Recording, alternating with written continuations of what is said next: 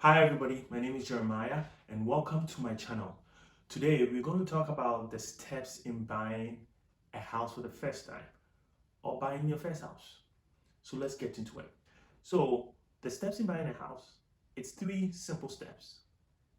First is the preparation stage, the next step is the search, and the third step is the closing of the house. Okay, so it's three steps: preparation, the search, and closing on the house. So let's talk about the preparation stage. So when we talk about preparation, what we mean is that you need to save some money for down payment and closing costs. You need to have some money saved before you can buy a house because the lender is going to require that you put some money down. Okay, so if it's a conventional loan, it's going to be around 3%. It's FHA, then it's going to be around 3.5%. So you need to have some money saved, all right? And the next step within the preparation stage is to look for financing. So if you're a cash buyer, then you're all set. You have money, you want to pay cash for the house, that's great and that's wonderful. But majority of people usually go through a broker, a mortgage broker, or they use their local bank or their local credit union, or they get their financing from a lender. So these are the three ways that you can finance your purchase. Either you're a cash buyer, you're going to use a broker, or you're going to use your local bank or credit union or a lender. All right. So that's the preparation stage or preparation step.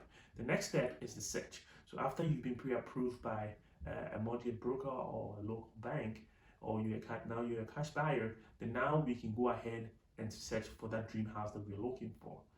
First of all, you need to have a real estate agent, a qualified real estate agent that can guide you through the steps, an experienced real estate agent, which I am, and can help you guide you through the steps in purchasing your first home. Because this may be, or for the most part, most people, buying a home is their biggest purchase that they are ever going to make.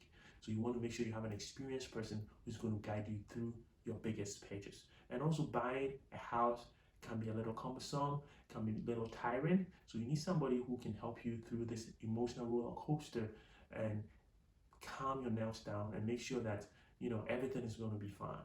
All right. So you need somebody who can help you with that. And that's really, really important because buying a house, as I said, is an emotional roller coaster, especially if you're a first home buyer and you've not gone through this process before. So that's really important.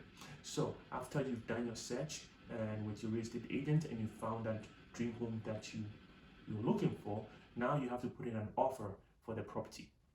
And nowadays, what we're experiencing here is that there's always going to be multiple offers. There are multiple offers on the properties that we've seen nowadays. Maybe the time that you'll be buying the house that you're looking for, you might not have multiple offers. But now you're having a lot of multiple offers. So if you really want to get the house, then my advice is that you want to give a little bit extra. You want to give beyond the asking price.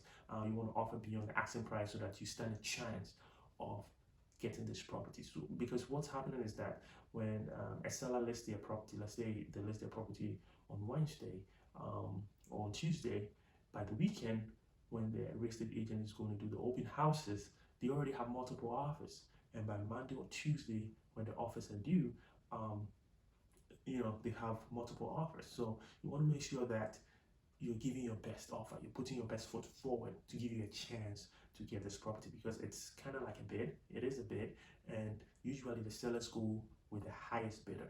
So you want to keep that in mind. So let's say that throughout the multiple offers and everything, the seller accepts your offer. That's wonderful. That's great. That's time to be happy and know that things are going to work out good for you.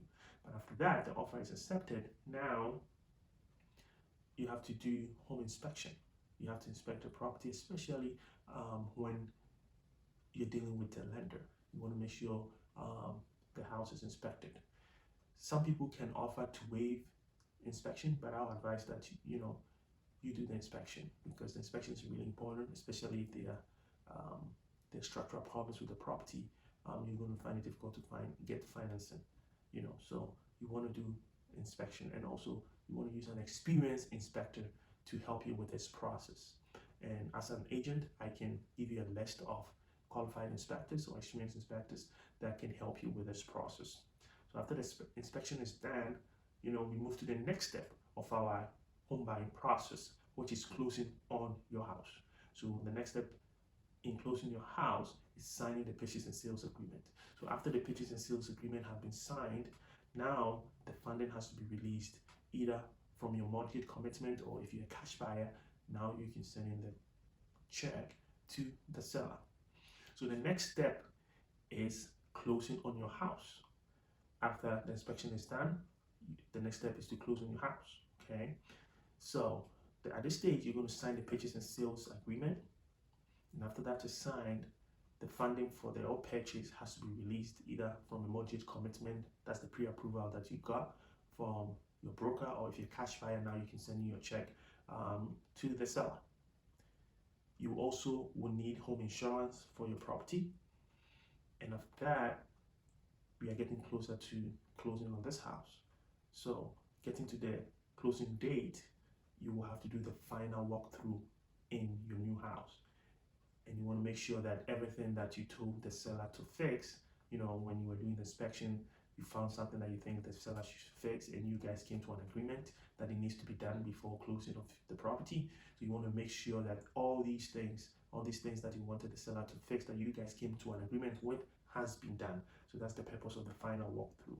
So on the closing date, now you sign all your closing documents. All the closing documents is signed. Your purchase has been posted on the counting of deeds, and that will be the end of it. Now you get your keys, and you are now a new homeowner. Congratulations on your new home purchase. Now you're a homeowner, you have your keys, you can now start enjoying this property with your family. Thanks for watching, and you have a wonderful day.